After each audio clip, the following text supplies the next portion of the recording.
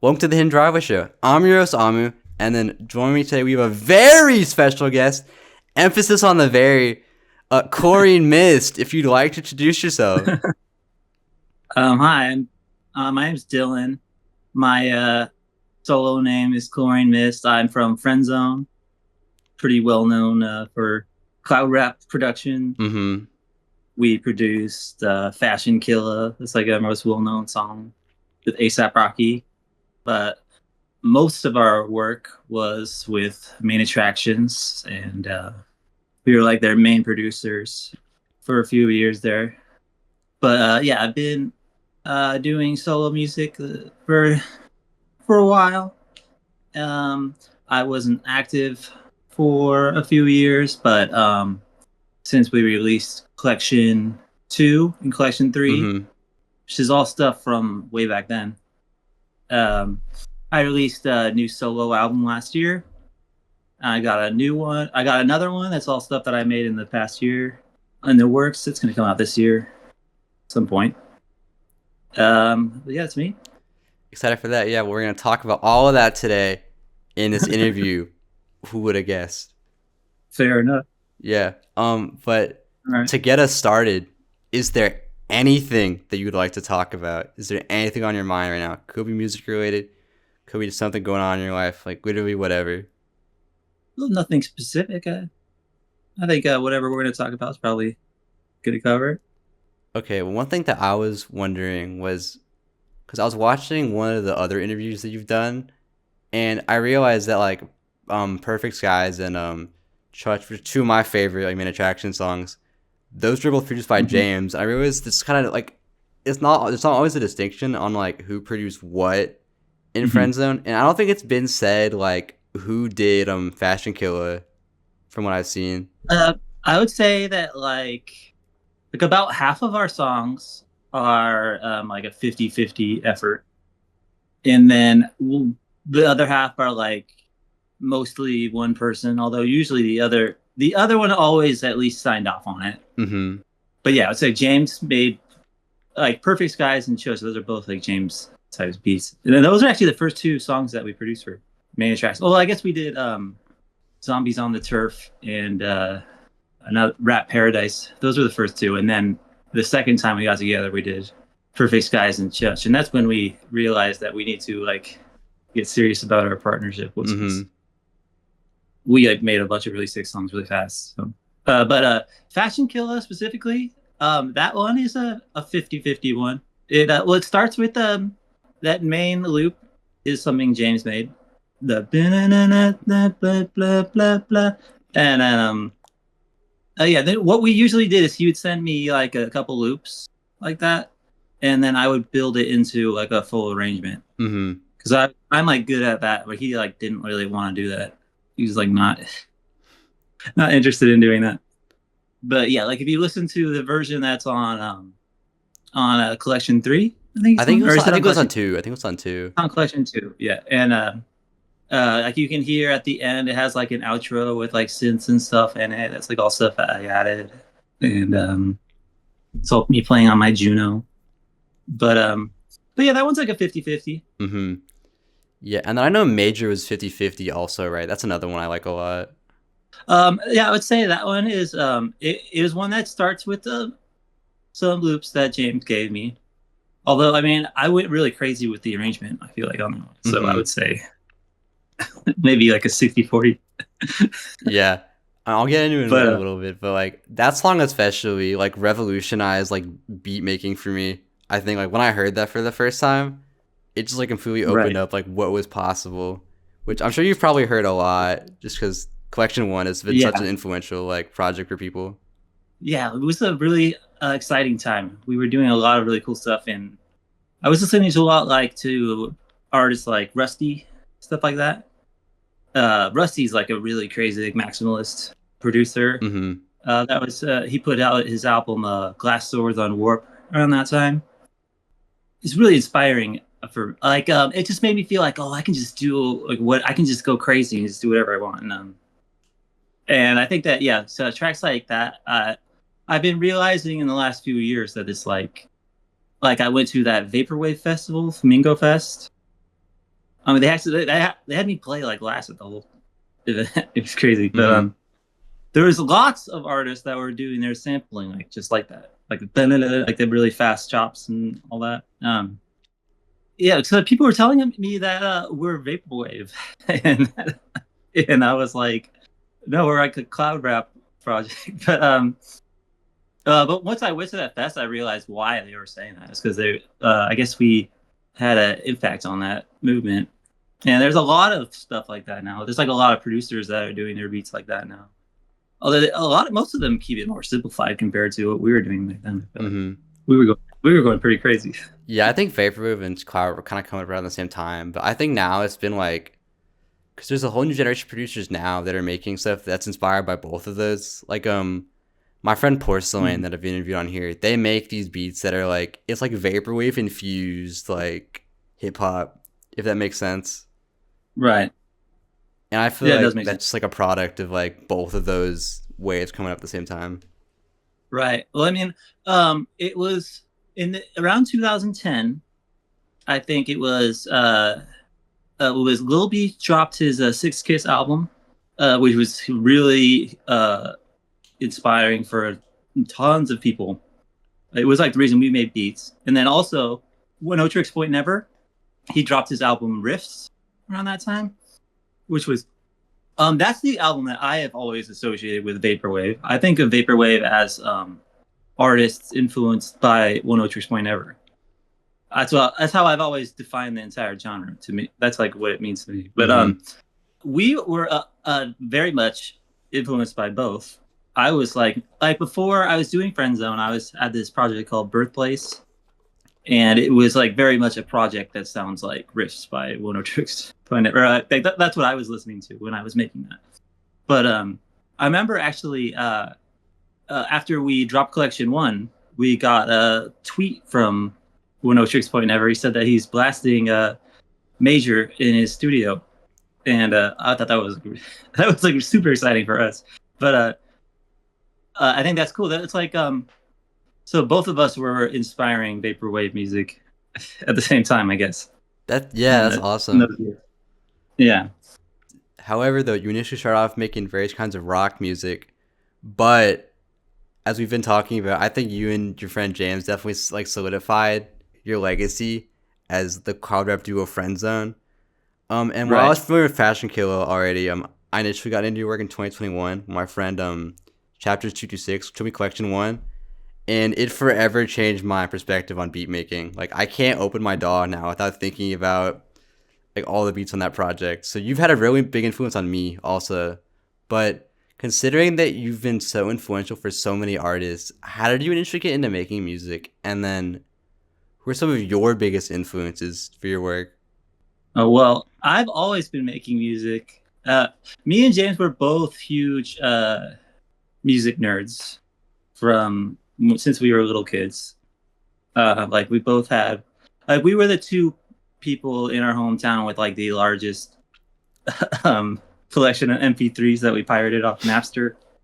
And we were the type of people where we would get like into a whole new genre like every week and just download like 20, 50 albums and get we were just super into it. But yeah, like I started playing guitar and piano when I was like 11 or 12. By the time I was like 13 or 14, I wanted to be a rock star.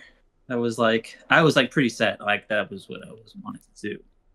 And I basically stuck with that up to the present, except, well, not quite a rock star, but but yeah, I've been committed to be like I've just always felt like music. It's like I'm kind of ADHD. I'm not really able to focus on stuff that I'm not trying to, Mm-hmm. or like that's not like really drawing me in, like really making me interested in it. Mm-hmm.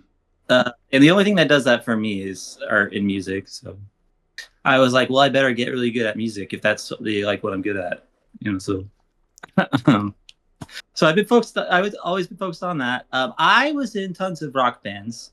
I like played guitar, and I mean, I guess you could call it rock. Like I was in like post rock band and a noise rock I know like bands, Religious and Girls is one of them, right? yeah, Yeah, that one I like hard to say a genre for that.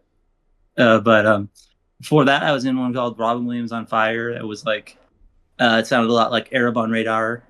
It was like really harsh noise rock, and but this whole time he did.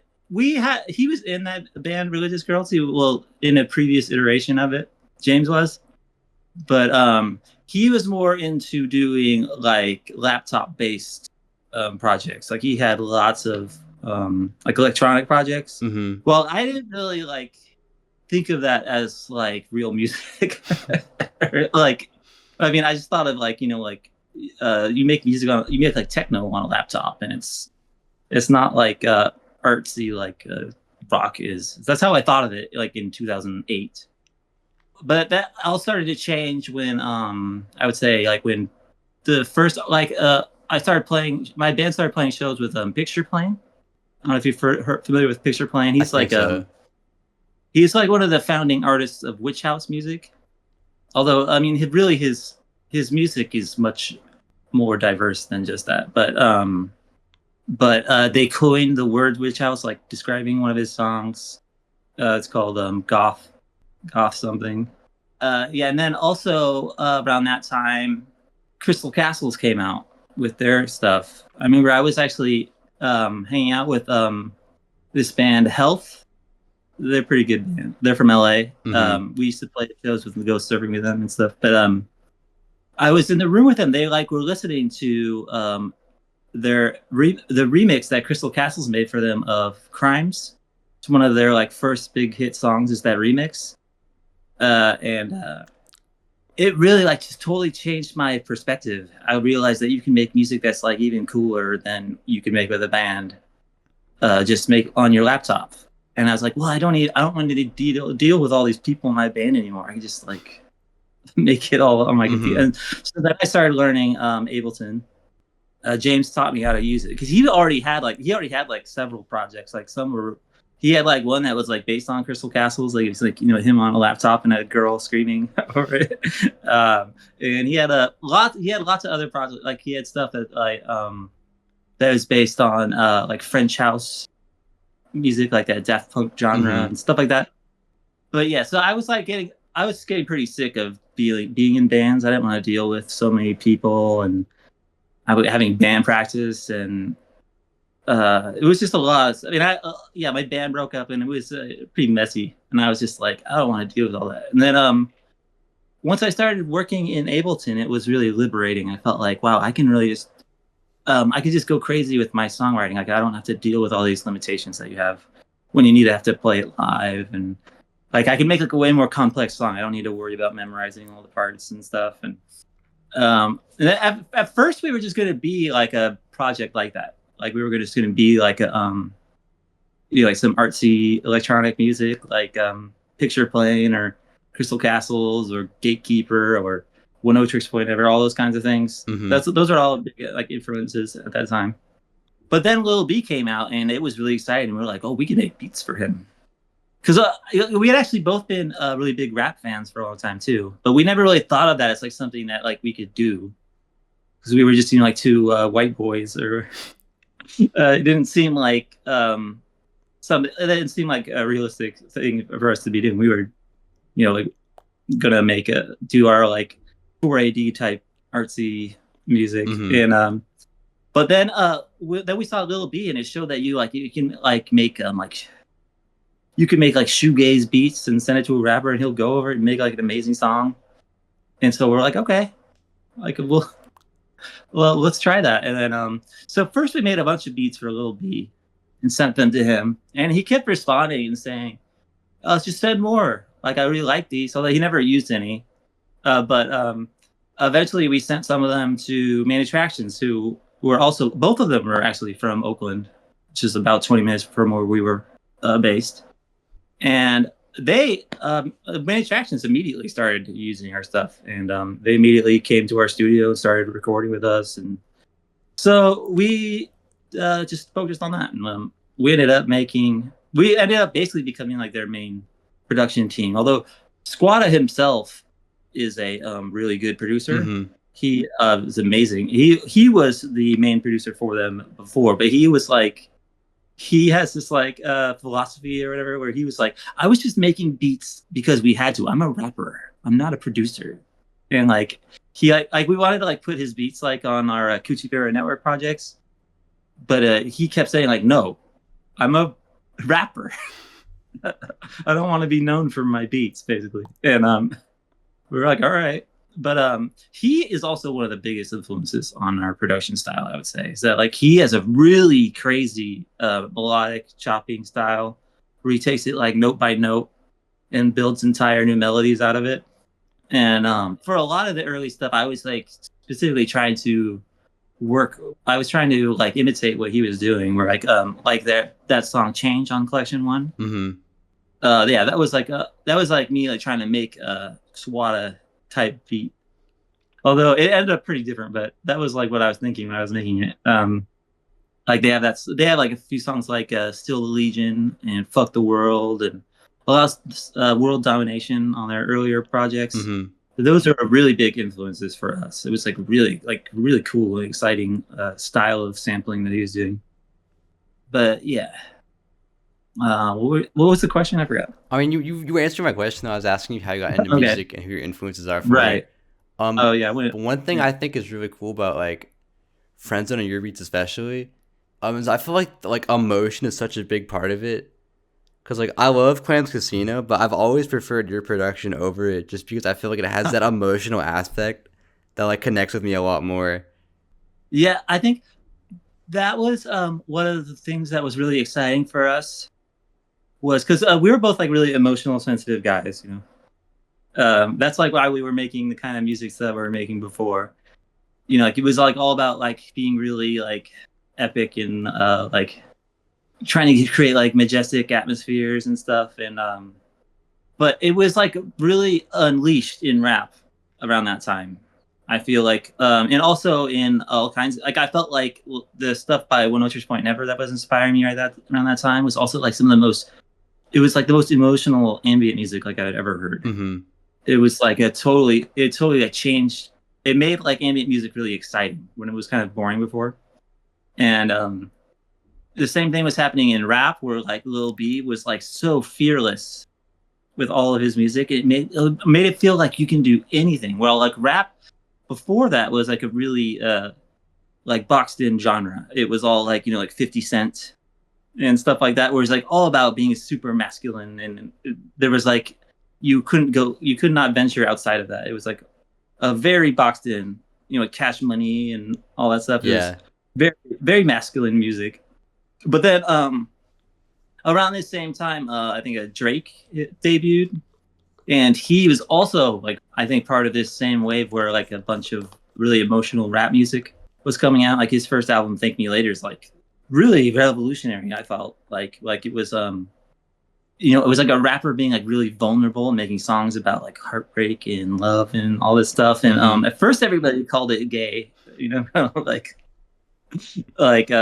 you know, like you're not allowed to make stuff like that as a rapper. But all these artists all at the same time were like breaking down all those boundaries, and that was really exciting for all. That's like what got us into it. That was why we were.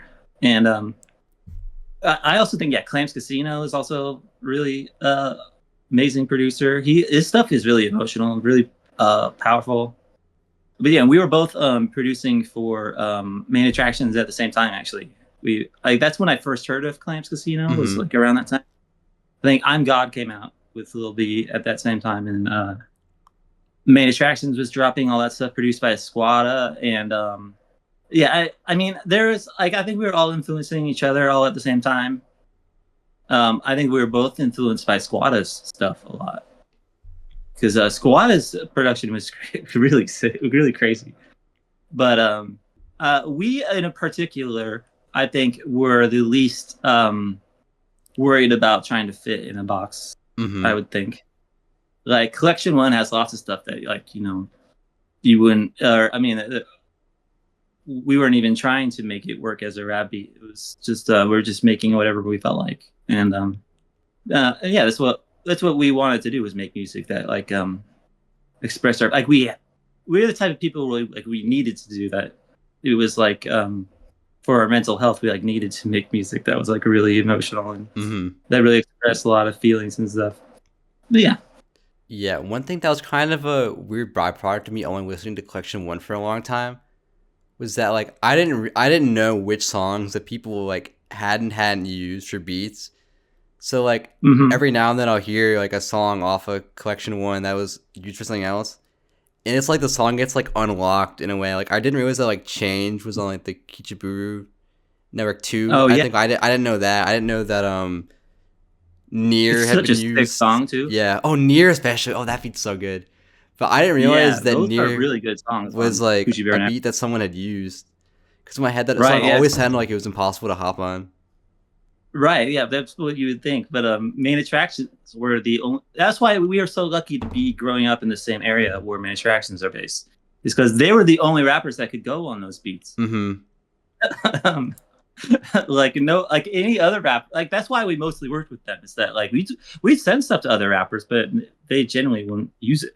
I mean, like even Lil B, like he didn't use any of our beats, but Main Attractions like took pride in like going over stuff that like nobody else can go over. That's like what made they got like off on proving that they can just go on anything. And yeah, I think that like really made them. They really thrived on that. Mm-hmm. That like and so yeah, we were made a perfect partnership. But yeah, like most people probably didn't know about those having the vocals because you would have to have gotten because at the time when Coochie Berry Network came out, like all three of them, those were like really big deal. Like it was like some of our most well known projects. But then like for 10 years they were just only on MediaFire on SoundCloud, and Mm-hmm. you probably like it. Like anyone who was just listening to our stuff on Spotify wouldn't even know about it until I decided to upload our stuff to Spotify. Which I didn't do at first because it's like a compilation, and it's like a lot more complicated to upload a compilation to Spotify than Yeah. to upload all your music. But eventually I did it, and it wasn't as bad as I thought. I just had to like figure out like what everyone's real names are so I can put them in the credits and Mm-hmm. stuff. Eventually I worked it out, but I still need to get Coochie Beer Network 1 on there because yeah, I think is it changing near on Coochie Beer Network 2. Yeah. Yeah, and, I had an upload. At first I just did 3, and then I finally did 2, which I was hesitant to upload 2 for a while because it has some people that didn't like agree to be on it, but we Mm-hmm. just put it on there because it was just a mixtape, you know. But I ended up just putting it on there without a couple tracks on it. Although they probably wouldn't have even minded if I put it on there. But I remember that we sent it to him. This guy Isis, he has a song that was on the original version, and we like showed it to him, and we're like, "Look, we are on the Fader, the front page of the Fader, like showed our like compilation that you're on." And he's like, "That's cool." And, and so we were like, "Oh, he doesn't like, he doesn't like us." But so I took his track off of it that I wanted to. But besides that, it's all as it was on the original version. But yeah, it also was also a lot of things that were just one-offs. Mm-hmm. Like we tried to have everything that's on our SoundCloud. Like a lot of it was just like a sample, like a single that just came out by itself. Like we just dropped it on SoundCloud. That's it. Yeah. I think I A Miss lot of Y'all it was like a ended up on one-off people's too, album. right? Yeah. Well, we put that out as a double single. I Miss Y'all Focus. Yeah, and I just uploaded that to Spotify, I think last year, and a bunch of stuff like that. We got a lot more things like that I need to get together and put up on there. But yeah, it's a lot of work. It's not that much work, but I have to like think about it and I'll put it all together. There's a lot of stuff that's only on SoundCloud that's not on the other stuff yet. Mm-hmm. But yeah. But yeah, we did a lot of tracks. I looked at like I like tried to like write down like all of the credits that we had. And I mean we had like 50, 60 rap songs that we produced, something like that. Well, and that was just all stuff that we released. I would say we recorded like hundreds and hundreds of songs, especially with Main Attractions. Mm-hmm. Like for AOH 3, like we recorded about 100 songs for it, and then we picked our like favorite 12 out of those. And yeah, so we're actually putting together a I've been talking to them about putting together like like a new album that's just outtakes from 808s 3. Mm-hmm. I might start working on that this year. Well, that'd be awesome. Yeah. Yeah, because there's a lot of really like a lot of the tracks that are on Collection 3, stuff like Reboot is on Collection 3, I think. That was a main attraction song that we produced that never came out. So yeah, I'm gonna try and put together like a new album of all that stuff that was never dropped. So it's worth hearing. It's like a really good stuff. That would be sick. Yeah. Um. So that's all your like old history stuff that pretty much like most people would know about you if they looked in their friend zone. And you've worked with Mhm. legendary artists like ASAP Rocky, Young Lee, and main attractions. But after that, you kind of took a break from hip hop for a while. Yeah, Until 2024 when I started seeing your name around again because you were working with a lot of artists in the current underground scene like Suvi, right. Fear Dorian, and Cindy Phillips, and are currently working on a full project with Bappy as well. So, That's right. what made you tap back into the current underground scene? And having been part of like the underground for so long, what are your thoughts on the current state of it today? Well, so what happened was basically after Fashion Killer came out and and we were finished with 808s 3, which is like 808s 3 was like a really grueling process. Like we made like 100 songs over like 3 years. It was like a lot of work. I was like really tired Mm-hmm. after all that. And then like Fashion Killer came out, and that's like was like a huge song. And I was like, oh, we're going to become like a major label like producers now. And then but then like I started like sending beats out to like all these major label artists, and I started realizing that if I want them to use my beats, that I have to like water it like down basically. I have to like make more like stuff that like fits more narrowly into Mm-hmm. what they're expecting for like radio music, and I just wasn't interested in doing that. So instead, what I focused on was making instrumental music that was just like totally unleashed. Like, or I didn't worry about having vocalists on it. Like I put out a an EP that was called Reset in about 2016 or 2017, and it's just like crazy expansive instrumentals.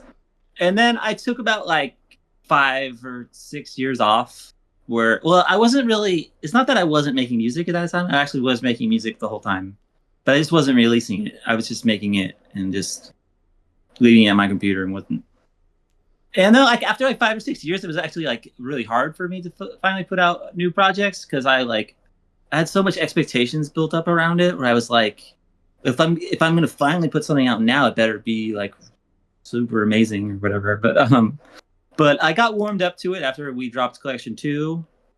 That's actually kind of how I started getting reconnected with all this stuff. Was that this label Sly Vinyl contacted me and said they wanted to release Collection 1 on vinyl, and then I was like, well, we had been always been planning to put out a Collection 2. I should finally do that. And so I finished off lots of beats that were from back then, and we dropped Collection 2, and then the year after that we dropped Collection 3, and I finally dropped my solo album, which is all the stuff that I made in that 5 or 6 years where I wasn't releasing stuff.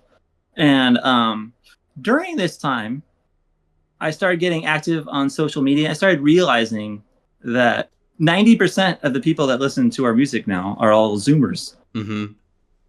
I was like really surprised by that because like our music was all from 10 years ago, or longer than that. It's like 15 years ago now. So I thought that most of our fans would be like millennials, Mm-hmm. but no. And then so I started hanging out with, like I guess one of my fans got me to start a Friendzone Discord, and I started talking to them all like about all kinds of stuff. It was just fun because like there was just a bunch of people that were excited to talk to me. So I started talking to them, and I started finding out about all these new artists that are really cool. Like first, actually, I didn't really get it. Like they were telling me, like everyone was telling me that their favorite artist is Blade, and I didn't really like get Blade's music at first. But once I started understanding that this is like a really iconic artist for all these people, and he's like a major figure in cloud rap, I started like actually sitting down and like listening to it and trying to like get it. And eventually I did. I listened to one of his Ever Since, and I Yeah. started like, oh, this is like really sick actually. Like, oh, I get this now. And I started it like kind of clicked, and I started getting into all kinds of new stuff. Like they're all telling me about 1C and all this stuff, and Xavier So Based, and oh yeah, somebody showed me Suvi's music, and I was like really into it. And I started realizing like I could talk to any of these artists, all of them already familiar. They already are already fans of our music, and so it's like, oh, I can just produce for like anyone I want right now. And so, I mean, I even know of some people that like have connection, like they like produce for Opium label and stuff like Mm-hmm. that, major label stuff. Um, at first, I was thinking, well, I should probably uh, try and like produce for stuff like that, but that's never really been my kind of thing. I like don't really want. I really want to make crazy and experimental stuff, and that's what all the underground artists will let me do. So I've been doing that, and I mean, like yeah, like when I heard Bappy's latest project, I was like, whoa, this is so crazy. It's like it's just one 20-minute song with all these different sections and Yeah. covers like 20 different genres. And I was like, this is like what I want to do. It's like I have like millions of beats that are all like none of them fit into genre, so I need like someone like that to actually use them. And so yeah, why I was like, okay, me and Bappy can do like a whole project. So I have all this stuff that someone needs to use, and only an artist that's as crazy as this is going to use it. And yeah, and then there was Fear Dorian. He hit me up. He said we got a collab, and I was like, great. And then yeah, like there's this other guy, Emotionals 3K. Oh He works yeah. with Kiriano. Um, he was sending me all this stuff and that he was working on, and so I sampled some of that and sent it over to Fear Dorian, and then I was just posting on Twitter. I was like, who should I send this to? And then somebody said Sydney Phillips, and I was like, so I sent it to Sydney Phillips. She used it, and now it's that album is like a number one highest rated on Rate Your Music for plug in B music. I think so, yeah. And I was like, sick. Like, no, now we're part of that. That's cool. Um, but yeah, it's been really fun. Now I'm like really tapped in. I used to not. I had no idea what had been going on since like 2016 or so. I like just was not following new music for a while. But now that I've been hanging around Zoomers. They've been telling me about all this stuff. I'm like more tapped in than anyone I know. And I don't know anyone my age that knows anything about anything. And I'm like working. They have no idea what I'm talking about when and they all like when I talk to them about Blade, they're all just like, "This is trash. Why would you like this?" And I was just they just like don't get it. But it's like because it's crazy actually. Like I would say like 90% of the people that I like interact with online, they're all 18 to 22. Those are all the people that are like into our music and stuff. So, and it's interesting how like even like 25-year-olds, they like Mm-hmm. don't even know about any of the music that the 22-year-olds are listening to. It's like very like, Yeah, it's weird how segregated, that yeah, it's weird how that works. Like there's these like emo rap gen kids that all like they listen to Black Ray and Lil Peep and all this stuff, and all of them hate all this shit that like 1C is making. They all think it's trash, but I like all of it. I think it's all great. But yeah, it's something where I think it's like it's the stuff that you like when you listen to it when you're growing up, when you're like like 16 to 25. That's like the music that most people, that's like what they listen to for the rest of their life. It's just music, is that music and music, any music that's like it.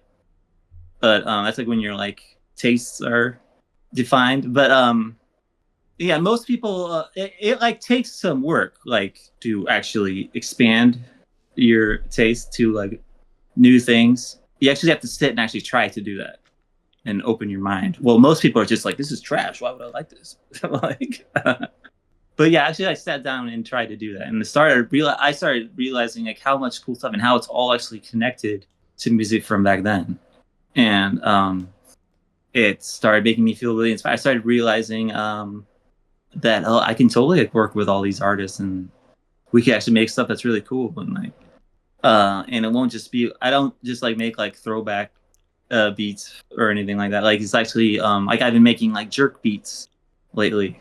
I've been like I've actually been collabing with lots of Zoomers. They like I'll just make mells and have them like add like jerk drums to it and Mm-hmm. stuff, and it's been like really cool. Like all those Hoovy songs, I like sent him mells and he added his own drums to it, and it turned out crazy and like really sick. And yeah, I feel like we're still pushing boundaries, and that's all like I want to do when I'm making art. That's like what makes me interested in it. Yeah, I think it was really so cool seeing come through also, because it's like Right. major at that time period couldn't have been used, but now with been flipped, it makes so much more sense the way that Right. he decided to produce it. Yeah. Yeah, I thought it was awesome. It's really cool. And yeah, like there's a lot of artists where they're like really they're actually they actually really want the beat to be like overbearing or like a like the kind of beats that like 15 years ago rappers wouldn't use is like the only kind of beats that rappers want now. I feel like where they're kind of like more subdued. They want to be kind of more in the background. A lot of these rappers, Mm-hmm. and the beat kind of dominates the song, which is like perfect for me. So I always kind of make. I've always had a problem with making beats that are like too distracting or where like a rapper can't really go on it. But now it's like the kind of stuff that they're doing now. It's like perfect for it. Although I mean, it's still hit and miss, but it's gotten me excited. Like I'm actually like, okay, I can actually contribute to this, and it'll actually be Mm-hmm. fun, and we'll actually like explore all these kinds of new things. Like my new album is really it's like all stuff that I never done before, like making really bass driven beats. Or usually like, our beats are very sample driven, like you just add the drums after. It's not really focused on like intense bass, but on this one I like actually have some of like ones that actually work like that, and there's it came because like the jerk rappers they need it to be have like really intense bass, but it's actually opened up this whole new avenue of creativity for me where I go, oh, this is all like stuff I've never done before. I can actually it's actually giving me all kinds of ideas and stuff, and so and yeah, now this new album is full of crazy stuff. It's like a lot of stuff that's like unlike anything that I've ever made before. And yet it still sounds like me in its essence. It's like Mm-hmm. very like I feel like it's still like unmistakably stuff made by me, which is what I was going for. That's what I like, try to do. And yeah, it's coming along great. I'm really excited about all these young artists, they're all so awesome. It's like the really was the most exciting time in rap right now. For I feel like for it's been for a long time because they're all taking a lot of inspiration from stuff from that era around 2010, which was when everyone was inspired by Lil B, and we realized we can do anything, and like we don't need to stay in this little rap box. We can like do all kinds of stuff, and it feels like that's happening again right now, where like people are exploring all this kinds of stuff, and it's really exciting, and it's like perfect time for me to get back into it. So here I am. Yeah.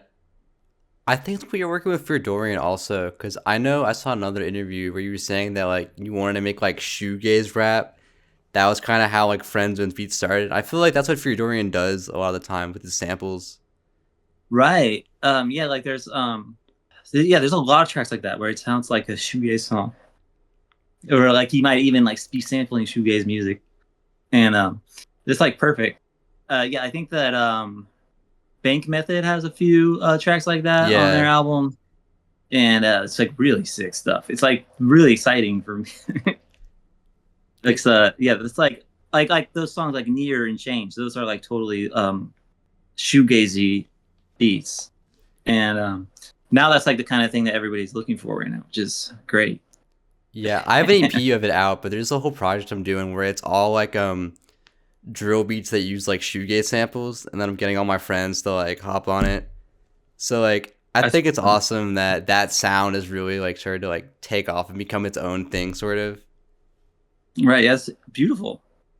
yeah, like yeah, there's like tons of artists doing all kinds of crazy stuff like that right now.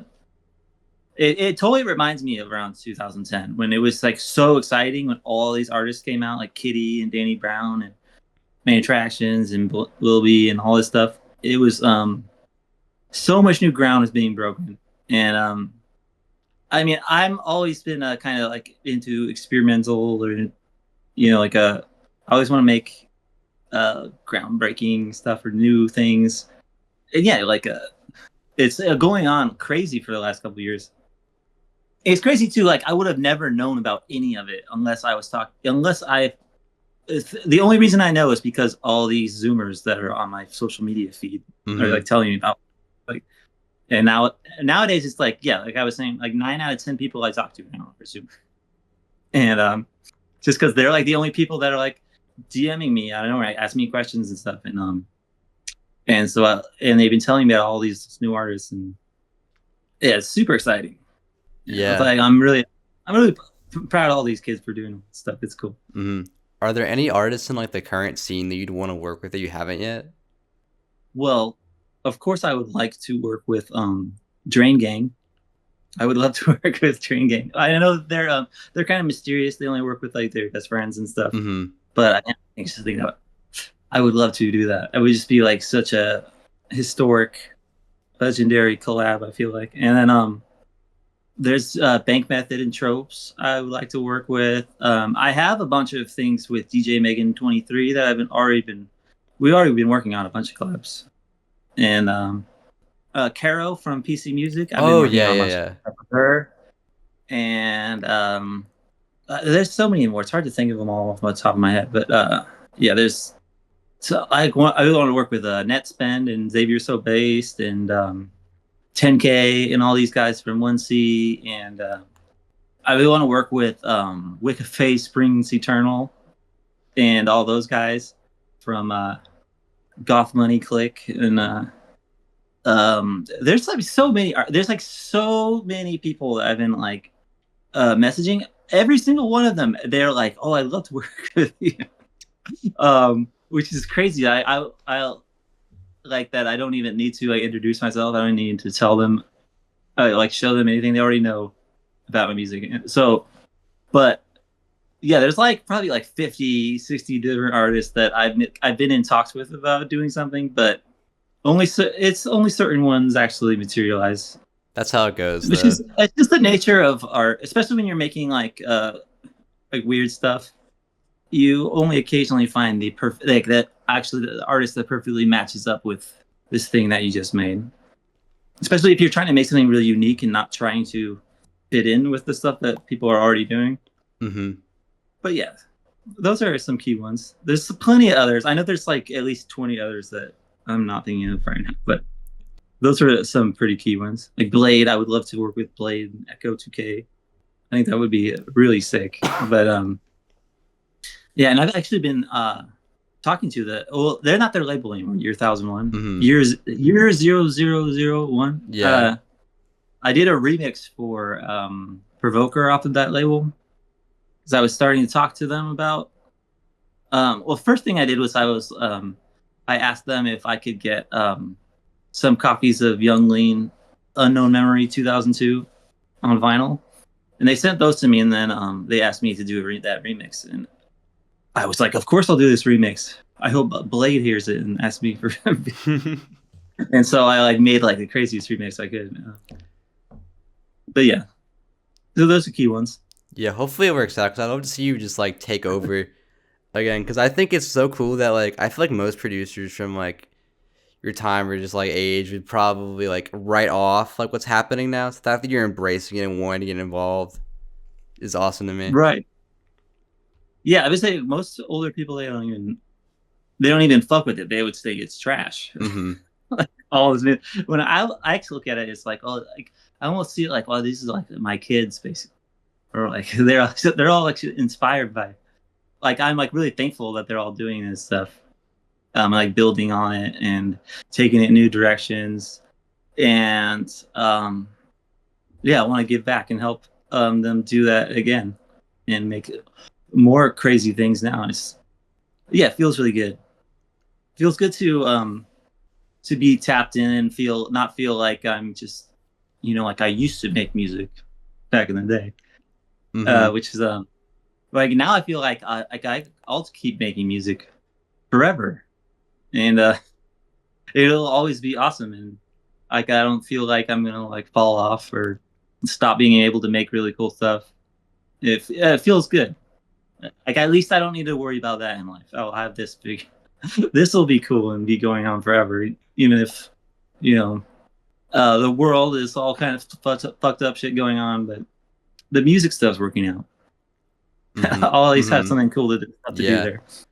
Oh yeah, and then I was wondering, how did you find out about Bappy initially? Because I know you posted 24, like way before their new project came out. Well, first thing that the first time I heard about Bappy was because I made that Friendzone Discord, and one of the people that joined the Discord was Bappy, and they showed me some a music video that they made where they actually pulled out the collection one vinyl. They like show it on camera, and it was like a really sick song. And then so I followed them on Twitter, and then I saw that 24 video, and I thought it was like this is like really cool. It was like they're doing actually like cloud rappy type stuff. And then one of my followers sent it to me and said that Bappy, it was someone I don't know her name, but she said that she did all the field recordings that are on Oh, Bappy's Jay-Z? new project. Yeah, and said that I need to listen to it, that I would probably like it. And I listened to it. I was like, this is crazy. Like this is real music. So I was thinking it was like such like it was just made me feel really inspired. So I was like, I need to like send stuff to Bappy. This is like the only person that's going to use all these weird ass beats that have been made over the last few years. And so yeah, it was perfect. Yeah, I'm excited to see what y'all do with that. Moving on though. So cloud rap is often a genre that I've used to help cheer me up when I'm sad, as there's a very life-affirming quality to it. And examples of this are like "I'm God" by Lil B, "Buddha Therapy" by Metro Zoo, and "Perfect Skies" by Main Attractions. So, given the Mm-hmm. song's title, what are some days of your life that you would just consider like perfect? um, well, I would say probably the most would be days that where we were making songs like that. Those are like the most special times for me. It's like when we like sat down and made Church and Perfect Skies with Mm-hmm. Major Actions in our studio.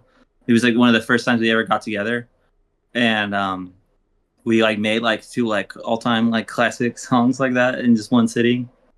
Those are like the most perfect days. I remember there was this song. There was the day when I heard Fashion Killer on the radio. Like they were playing our song on the radio. It was so crazy. I like broke down crying to hear like my music on the radio. It was so crazy. It's great. I have that song went platinum. Now I have a I saw platinum it. Yeah, plaque. that's awesome. And I didn't even know that happened until 2 years after it went platinum. I like, was just like looking at the Wikipedia article, and then I saw that and I was like, oh, I need to go get like my plaque.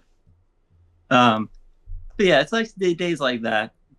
A lot of the time, it was just like me sitting on my computer. It's weird just to describe that as a perfect day, but like when I made like Appropriate X, I just sat down and made that whole thing in one sitting, and to me, that's like a perfect day when you can just make some like really transcendent stuff.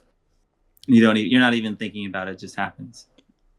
Like when we recorded Geo Style, it was just like a really beautiful moment. Like everyone was just going in.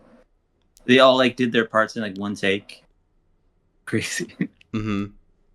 But yeah, those are perfect days to me. I think the computer stuff is true though, because even though it is kind of silly to like say it, like I think one for me was like because you know about the whole like digicore scene, right? Right. Yeah, Um, like Kuru and all that stuff. yeah, but in Twin. 2021, they would do these like URL fests where these be like these online festivals, all these artists during COVID putting sets together. And there was one over the summer called the Summer Solstice that went like the entire day, and it was quarantine, so I wasn't doing anything. And I sat there and like sat down for all the sets, And even Mhm. though that was just on my computer, I think seeing all those artists doing like cool things I had never heard before, like made for like a perfect Oh day. yeah, I bet that would sounds like amazing. Like I never done it Earl Fest. I never seen one until maybe last year. Hmm. But all my Zoomer friends have been telling me those are like that. They were telling me like 2021 is like my favorite year ever of my whole life. It was such an amazing. And I was like 2021, wasn't that like you were all like locked down? It was like one of the worst years ever. And they're like, but no, we were locked. We were going to all these Earl Fests and stuff. And I was like, oh yeah, I guess I could. If I was watching Earl Fest, I would have had a better time. But yeah, like it actually makes sense that people would be thriving through that, and that's like a way to actually be able to get connected. And they were like forced to do that because they had nothing else to do. Yeah. They can't go outside or whatever, and yeah, you couldn't barely go on tour when everything's locked down and shit. So yeah, it kind of forced everyone to get together and like actually form communities online and actually do a bunch of cool stuff on there. And but actually, it makes sense that like that a lot of beautiful stuff went down then. And yeah, like Digicore is really cool. Like yeah, it's like kind of like it's like break beats and it's like IDM influenced, but then it's like cyber rap Yeah. basically. That's a good way of putting it, yeah. Yeah, it's like really cool stuff. Yeah, I was working on trying to make some stuff with Kuru. I think I will make some eventually. Except at first I didn't really understand what it is. But then I went to Kuru's show with Quinn and Fear Dorian performed and there was a bunch of other ones. But then I actually got like what they're doing, and it was like okay, Yeah. like this Oh, is did you just hear Rewired? no, what's that? Oh, that's the album that they put out a few months ago, but it's really good. With that whole group? No, it's just Oh, Kuru, but there's production from like so many people in that oh scene. I okay. don't think Fear Dorian or Quinn Wright and his people produced on it, but there's a lot of other cool producers like Cut Space that did stuff for it. Oh yeah, Cut Space is dope. I heard some of the older Ian Oh yeah, stuff. yeah. It was all produced by Cut Space. It was like Mm-hmm. ambient rap. Oh yeah, that's the thing. Those are other artists that I've been wanting to work with. Is Shed Theory. All those people they make like crazy stuff, really beautiful music. Yeah, I mean I know they're really controversial with a lot of people, Cause the Sam Hyde but stuff, yeah, I'm not a fan of him for yeah, that. but I just know that like their music is really cool to me. I like Tech Lintau. It makes really amazing music. It's like beautiful and it's like really inspiring to me. Mm-hmm. Like My Tech Lintau is an album that he put out. That was like actually one of the first things that Zoomer showed to me where I was like, this is like the rap that you guys are making now. That's what rap sounds like now. Like I'll get active again. This is what you guys are doing. um, but yeah, and then also like Joey sent me some DMs and said that that we're one of his like most inspirational artists was his Friendzone for him in many attractions, and I was like, so I checked out his music. It's like really good. I really like it. But yeah, they're among the artists that I would like to work with. Even some people tell me I shouldn't because they're of all the controversy. But I mean, just musically, I think that it would be cool. I could make a good song. Yeah, I know Tech Linto isn't like involved with that group anymore, so like stuff with him would be Yeah, sick. yeah, yeah. That would be dope. That'd be so crazy. It would just be go nuts. But yeah, I talked to him. I haven't been sending stuff to him yet, but that's one of the many different collabs that I've been wanting to do. Like there's like Black Winter Wells and all these other people. They're like making such beautiful music right now. So like some like yeah, those are like all my like top five Spotify raps last year. It's like Black Winter Wells, Bank Method, Joey, and a bunch of other stuff. Lots of stuff has been going on lately. It's hard to like keep track of it all in your head. But I have it all written down somewhere. Yeah. Um, so I said this earlier, but going in this interview, I was admittedly only super familiar with Collection One, and decided that it was time to do my due diligence and listen to just everything that Friendzone had put out. And one Hmm. project of yours that has always really interested me was While You Wait, due to its really sparkly and immersive cover. You kind of get like lost in if you look at it for too long. Hmm. And one of my favorite songs off of it was The Pushing. So, given the song's name, what are some times in your life that you've really had to like push yourself out of your comfort zone? Well, I guess one example recently would be when I was trying to make jerk beats because like I was saying, like it's like really bass driven. Like it seems like they'll make like the drums first, and then they'll like add the rest after Mm-hmm. that. And which is like the opposite of how I work. I like make the melody first and then add the drums after that. But stuff like that, like I would say like pushing out of my comfort zone, like would be like when I like or like when I started listening to Blade and all this stuff. When I like started, I had to actually listen to it and actually think about it and like understand it and like the context that it's in. And yeah, it took some work. But yeah, I'm really glad that I did it because now there's like so much music that excites me and it's like really um like now there's like tons of artists like dropping new stuff every day, and it's like super exciting. It feels like it feels like I'm 20 years old again. Mm-hmm. Right. Even making that project while you wait, that was I would say I made like 90% of that. Well, like usually most of our stuff before that was like much more collaborative, but at that time like James was kind of checked out. He like didn't he wasn't really making any he was like he kept saying that like he wanted to focus on his job at the Apple store, and he was like music's not that like I need to like stop caring about music. It's not, I think he was depressed or something.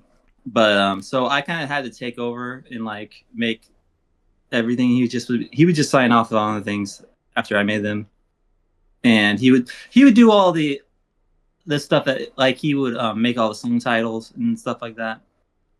But yeah, that was like the last project we did before I started doing my solo project, where I was like, well, if I'm going to do all of it, then I'm just going to release it under my own name. Although I don't know if that's going out well, because I've kind of been used to like that's what I used to do before Friendzone, where I was like the main person writing all the music in all my projects before that. So it wasn't that outside my comfort zone, but yeah, this is one example. There's also the time when I was working on putting out the last album I did, which was Blessed, Mm-hmm. my like solo album from last there was from 23, Yeah. and I had to get over all these feelings that I had, where I was like, I have to do that again this year, where I'm like, I have well over a album worth of music written. It's just all the decision making that you have to do to actually make it. Like you have to decide, like this song is done, this mix is going on the album. The songs are going to go in this order, and the album is going to be called this. Those are all like really hard decisions to make. It's a lot harder than just making a song for me. For making a song, I don't even need to think about it; it just happens.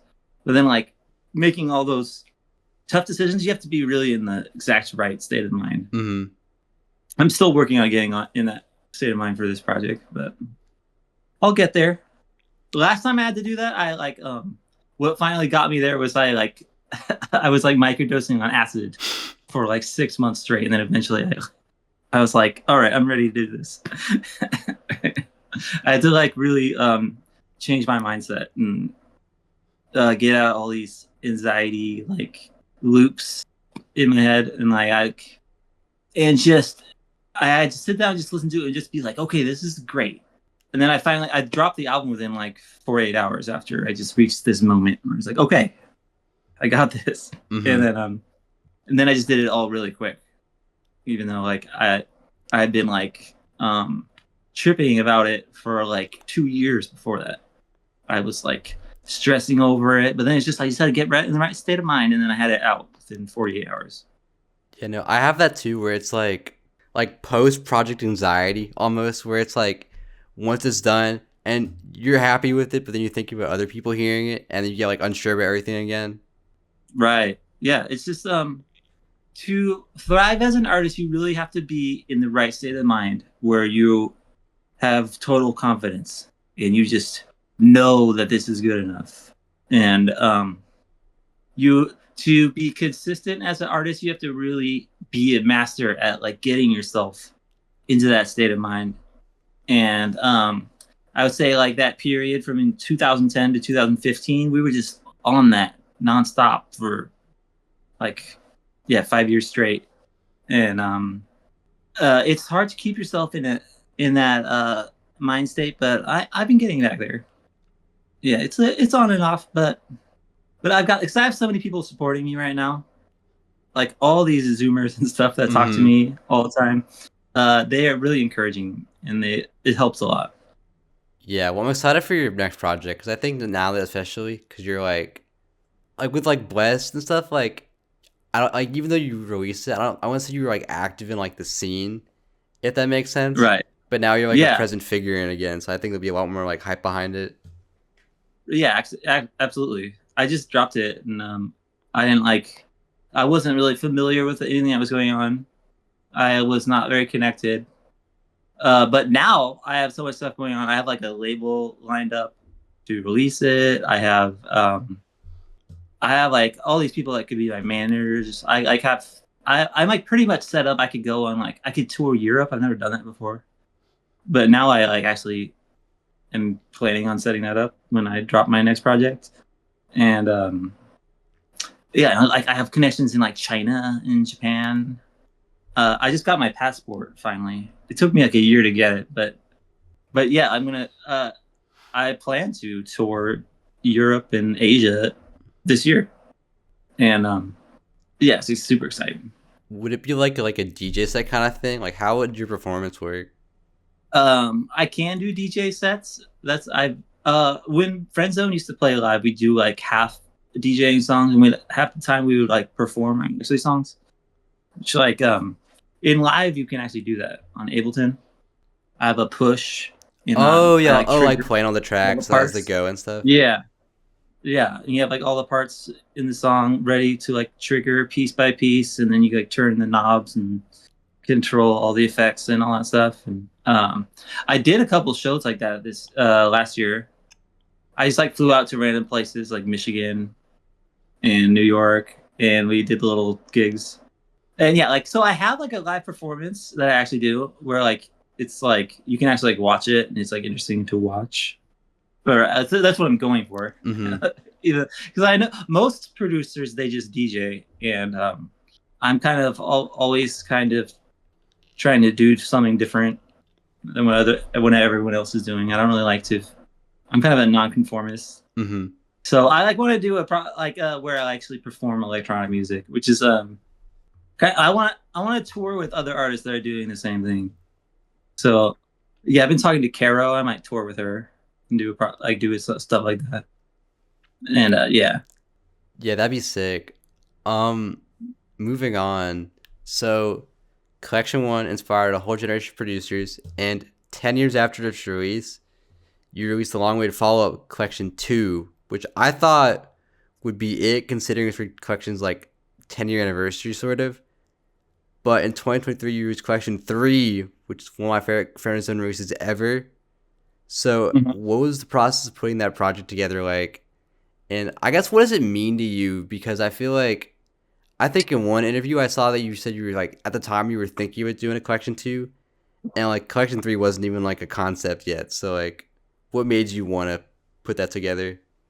So basically, Collection One obviously wasn't first supposed to be the only one. That's why it's called Collection One. Mm-hmm.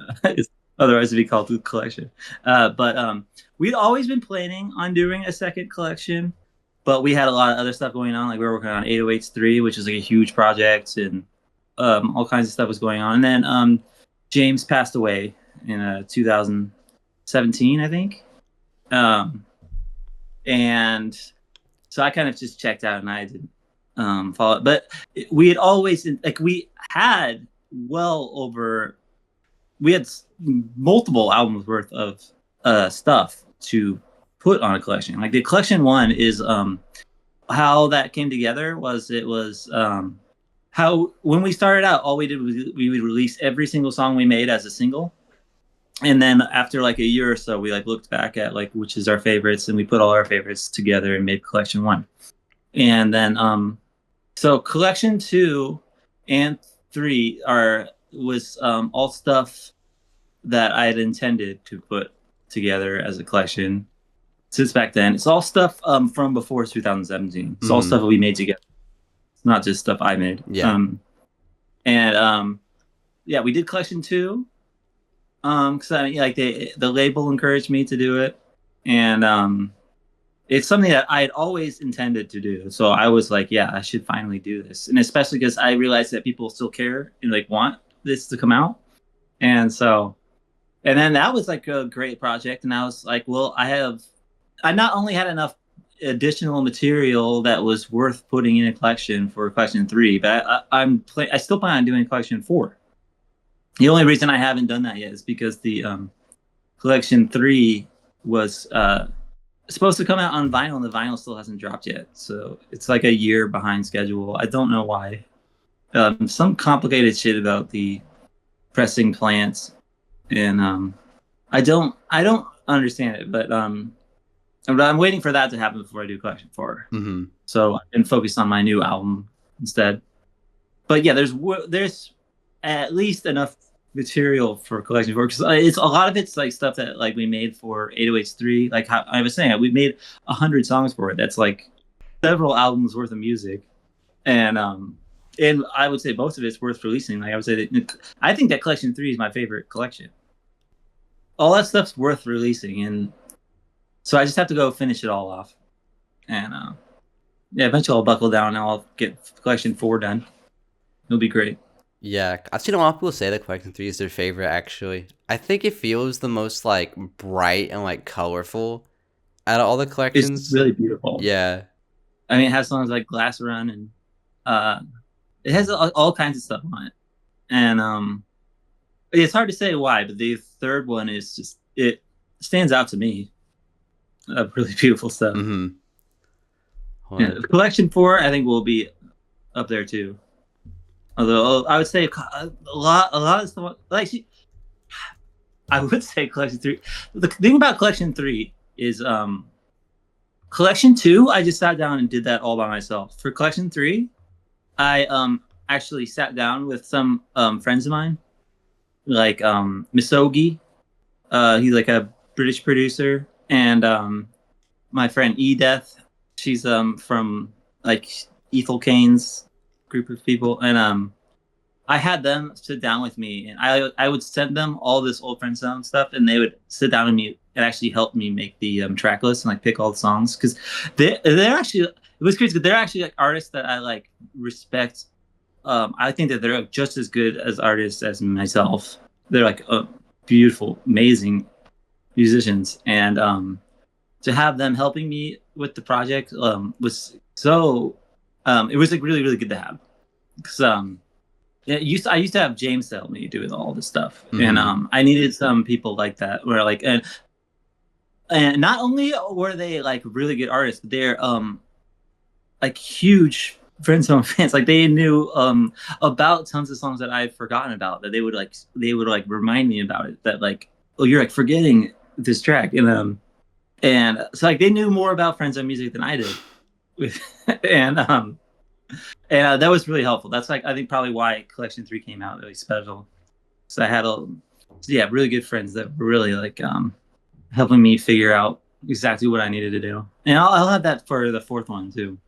I'll have like exactly kind of people that I need, like help me with the final decision making process, which is the hardest part. It's actually you got to commit to all these different things. Yeah. Do you think you would ever do a collection style like project for your Chlorine Mist stuff, or is it like exclusively your Friendzone thing? Oh, I certainly will. I already have multiple albums worth of stuff that has been released as one-offs that I've been meaning to put together, but it's just I've just been like procrastinating on it. I'm going to do that soon. Yeah, this year I'm going to put out. In addition to a new album, I have at least an album's worth of old stuff that I'm going to put together as a collection type project. Because like all of the collection stuff is like beats from back then. So I'd be curious to see like a compilation of your stuff today and how you would sequence that. Yeah, like it's like the beats that I've been making for Subi and City Phillips and stuff like that. That I will definitely make a project of all that stuff and all the stuff that I'm going to do this year. Mm-hmm. I'm sure there will be plenty. Yeah. As a whole, Collect 3 is your most magical sounding release to me, as each beat feels full of color and life, almost transporting me into a different reality. And it seems that you might have gotten this vibe too, as one of the final songs of the project is called Sweet Dream. So, what are some of those memorable dreams that you've had? It's hard to say, but you know, the reason that song's actually it's crazy. That's not the reason why it's called that. That was the very last song that we made together before James Mm-hmm. passed away was Sweet Dream, and we was kind of just looking back on everything that happened. It felt like just like a it felt surreal. It didn't feel like it was like it all really happened. It felt like a dream. Like that whole 5 years of just like so many beautiful things were happening. Yeah, it felt surreal and it felt beautiful. Mm-hmm. And and you know, it's actually I've been having moments like that in the last few years. Actually, like basically when I started realizing, like when I met Misogi, I didn't understand like any of the stuff that's going on now. When I met Nedarb, you know Nedarb is Mm-hmm. a producer for Lil Peep. Yeah. They were like liking all of my posts on Instagram, and I went to like Nedarb has like 200,000 followers or something, and Misogi is also like a really huge artist, and then I like heard Edeth's music, and it was like she's probably one of my very favorite artists that is active right now, and that all these people like cited our music as like their one of their favorite artists of all time, um, was so surreal to me. I was like living in this state of disbelief for like a year, where I couldn't believe that this is where like what's going on around me. I like could not believe it, and I still like have a hard time like accepting that all this shit like people are constantly asking me like why are you talking to me like you're like I should be like ignoring them it's because I'm so famous or something, but I can't internalize that. It doesn't feel I don't feel like I'm so important or whatever, but it's so it's really unreal to me. It feels like I'm like walking in a dream. It doesn't feel real. I don't like accept that it's but well, over time I've sort of gotten it, but it took me a solid year to stop feeling like at first I would just like break down like crying just like thinking about like when I would listen to the music of the people that are telling me that Friendzone made their favorite music, I like would cry. Like what? And like when they were helping me with Make Collection 3, I like when I realized like that they like knew more about our music than I did, and they were like telling me about all these shit that I forgot. I could not believe that my music mattered that much to people. And so yeah, I guess that's most memorable dream I've had. Yeah, I mean that is Like like the goal, and you've like managed to have that, which is crazy. yeah, it's beautiful. It's everything that I've ever wanted to achieve by way more. Because I mean, people keep saying that we're you know, like under recognized or underappreciated. I maybe we don't have like raw numbers like other artists do, but to inspire other artists is the most satisfying thing that I can do for like for me as an artist. That's the most satisfying thing. It's more important than being super famous or Mm-hmm. having millions of plays or whatever. Is to inspire artists to to innovate themselves, to be themselves and not be afraid to express themselves, and that is what I set out to do as an artist. And to I cannot imagine being more successful in that sense than we've been. I feel so proud and I'm really happy to see all that. It's amazing to me. Mm-hmm. Yeah, and then I don't know if any come to mind, but are there any just like sleep dreams that you've had that are maybe just like silly or like come to mind at all? Where I was asleep. Um, well, the thing about you, it's hard to remember them. I have to think about it. No, I can't think of any off the top of my head. I have to think. It's interesting. The dreams, they're really fleeting. I always have to write them down when I have like a beautiful one. Mm-hmm. Um, but I smoke a lot of weed, and when you smoke weed before bed, you don't have dreams. So, um, but before I smoked weed, I used to have a lot of really crazy ones, and I would write them down all the time. But I couldn't tell any of them off the top of my head because you don't remember them. You have to actually go back and read what you wrote down right after you woke up. That's fair. At Yeah. least for me. I feel like every now and then I'll get like a good one that I can remember. Sometimes it just slips away. The most memorable ones are like nightmares, scary ones.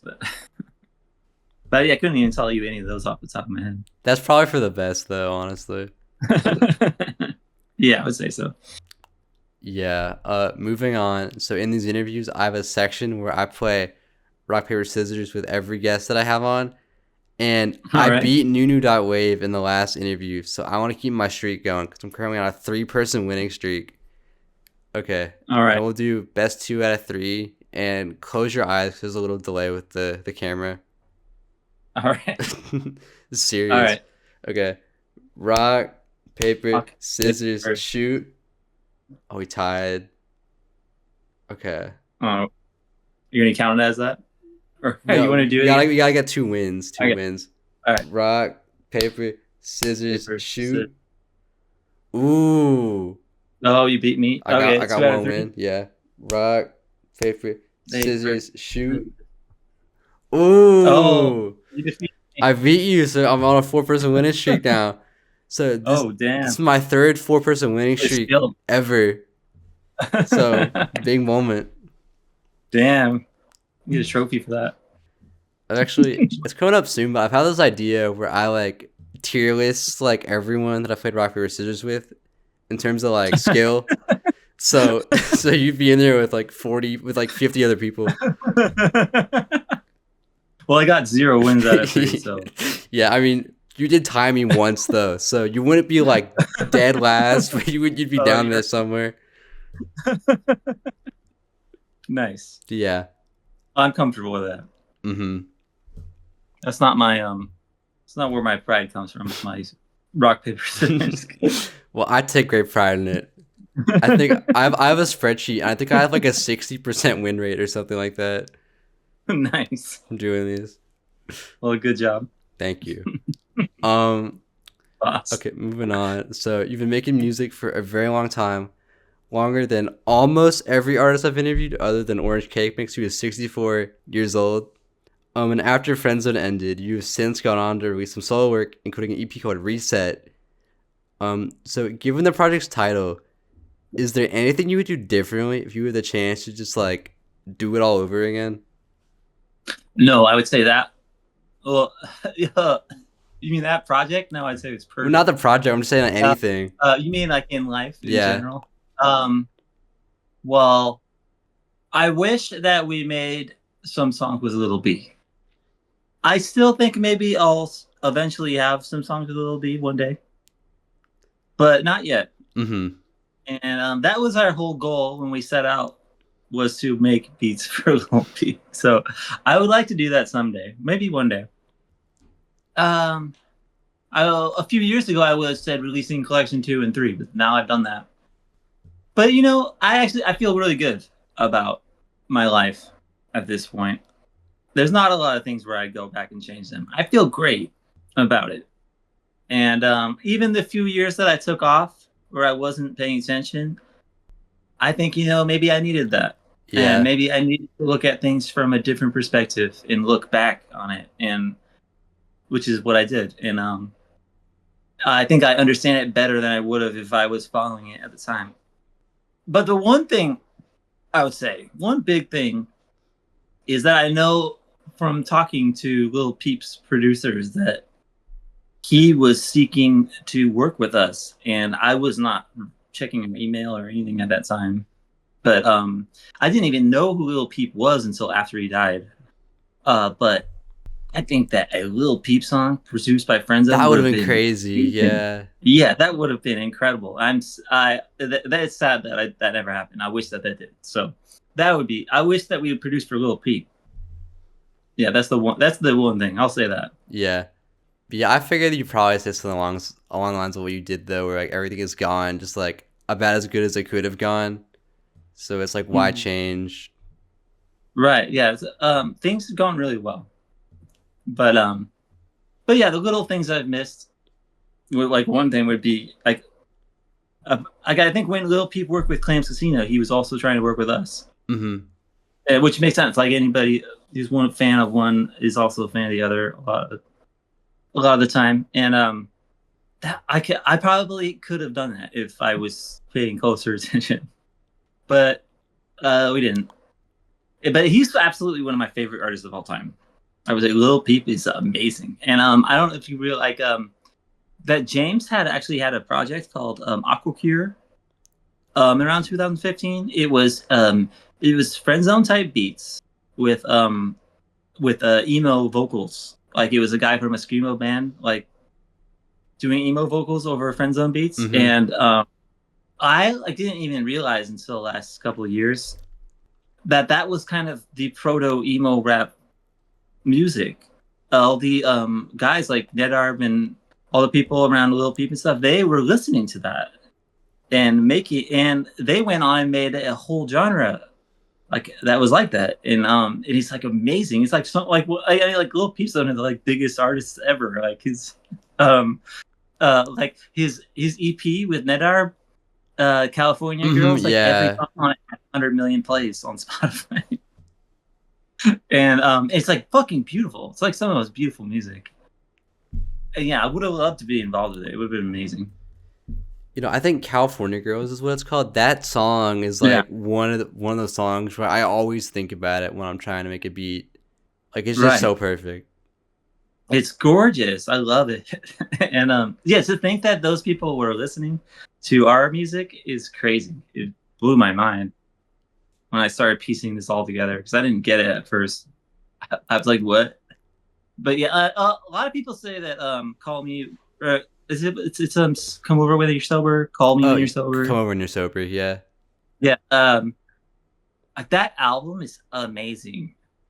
It is so good. A lot of people say that that was after he like went mainstream, and so it's not as good as his older stuff. But I would say it is actually a fucking masterpiece. It is because I mean I usually agree with all the people like that when artists get on a major label that they like start being not as good anymore. But that album, I was amazed at what he did with the tools that were provided to him by the major label. He actually made something incredible. Like that mixtape is awesome. But yeah, we could have made beats for it if things went differently. But oh well. Yeah, I feel like that's why you tapping into the current scene is so good though, because now you're kind of avoiding those what ifs because you're being involved with what's happening Right. now. Absolutely. Exactly. Yeah, so now I'm gonna get back, and um, I'm trying to make sure I get in and make all these special things happen. Mm-hmm. Yeah, You're incredibly respected today as a member of Friendzone, and what people like the stuff that you do now, like the stuff that you're doing now is Chlorine Mist as well.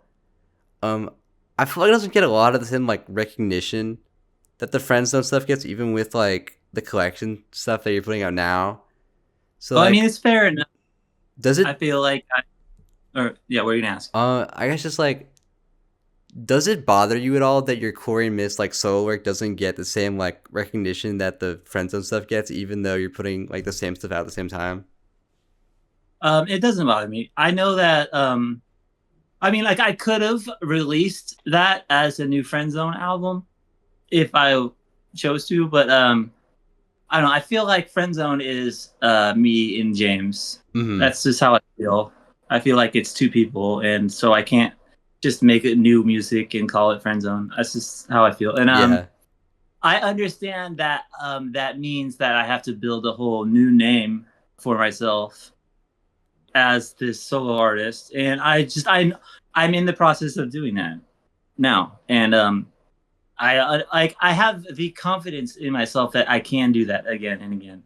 Um, I've done that my whole life, where I was in a band and then we built up a following, and then I left the band and we had to start from scratch, and it's a really good feeling to know that you can do that again, and I feel like I am doing that. And like the next project that I do will have a label behind it. It'll have some decent PR going on. And but I also know that because I make music that is not, it's not designed to go viral. It's designed to like hit you in a deeper place, and Mm-hmm. it really only gets, it takes time for people to recognize the impact that it's had on them. I I feel like that's why it's more popular now than it was 10 years ago. It's because it gains recognition, especially as people look back on it and see how it stood out among all the other things that it came out around it, and that it still sounds fresh. That many years later is a big part of why people respect it, and I think that I expect the same thing to happen with my new stuff. So it doesn't bother me. It's what I expect. Mm-hmm. I'm not like making music that's designed to be super like easy to make it popular or whatever. It's supposed to be I mean, all my goals revolve around artistic goals. I want to make something that feels like artistically important, and that's a different goal than making something that's like commercially Mm-hmm. viable. And it unfolds in a different way. It doesn't just go viral. It like is something that slowly builds up over a long time. And so I expect the same thing to happen with my new stuff, and it doesn't bother me. Yeah, Yeah. I'm used to that. I was. It was even the same thing happened with Friendzone. It was like we at the time I felt like we weren't.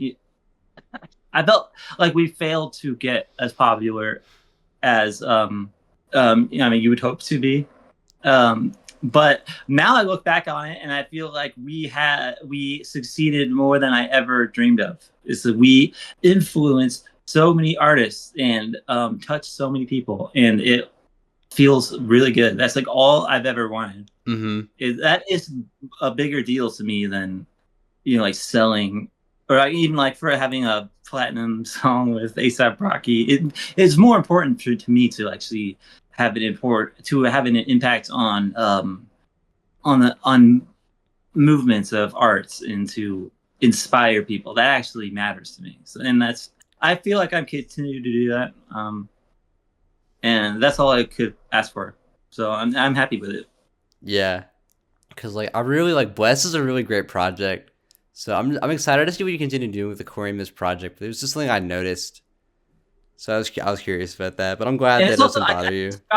I just dropped it on Spotify out of nowhere. I didn't have a PR plan, and Mm-hmm. I didn't expect it to like go viral or anything like that. Mm-hmm. But like, I'm satisfied that the music on it is like really good, Mm-hmm. and everyone who has listened to it tells me the same thing. So I'm satisfied with the project. I think that I'll outdo it with my next one, and yeah, let's just keep going.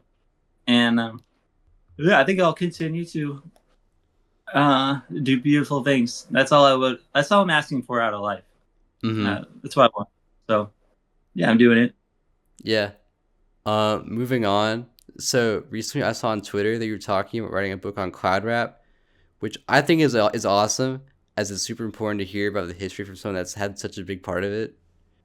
So what do you think about the evolution of cloud rap over time, and then how it's like made today compared to when you started? Because cloud rap beats are very different now. I feel like than they were when you were first making them. Right. Well, I would say that all of these genres that are happening right now, they're all kind of descendants of it. I would say emo rap is very much an evolution of cloud rap. and so is all this other stuff that's going on now, like Digicore and even like the jerk and stuff and all this stuff. It's all part of a lineage, and it's all part of like we're one of to think that we're one of the people who started it is crazy, but it's not just us. It's like Clandestino and Lil B and a lot of art, like the main attractions, all had a hand in starting it, and it to watch how it's evolved over the last 15 years. It's really beautiful, and I feel like most people because they all like most people they just follow one era, and then they don't fuck with any of the others. And while I was like actually starting to piece it all together and realize that it is all this like really beautiful lineage, and yeah, that's what made me start. That's what made people start telling me that I need to write a book about it, and so eventually I was like, you're right. Like I could do that, and most people don't realize. Like I don't think that it's been documented like by journalists properly. Like Pitchfork don't really like understand what happened. But yeah, recently a writer from like she used to work for Pitchfork and Fader and all this stuff hit me up, said she'll help me write the book. So um, yeah, we're supposed to start getting to work on that pretty soon, and yeah, I think it'll be beautiful. Like and yeah, it's just been crazy to watch it all happen because there are so many artists that are all and like how it, I think a lot of the reason why it hasn't been documented is most of it is independent music. None of it Mm-hmm. is mainstream because the mainstream kind of ignores the existence of all stuff. Like there's a couple of exceptions, like ASAP Rocky's first album and stuff like that, and Maxo Cream released some really cloud rap stuff recently, and but it's not really been documented. Somebody really needs to piece that all together. So yeah, I'm gonna like do something like that. Yeah. Do you have like a? I know you're in the early stages of it now, but do you have an idea of like how you would like format the book at all? That's what I needed help with. That's what she's gonna help me do. So I was realizing like I have like so many stories that I've been telling just from people asking me questions and doing interviews and stuff. I realized that I had like well more than a book worth of stories Mm-hmm. just to tell. But I didn't know how to outline it into a book that's like an autobiography, but also a history of cloud rap. I needed to like think about that.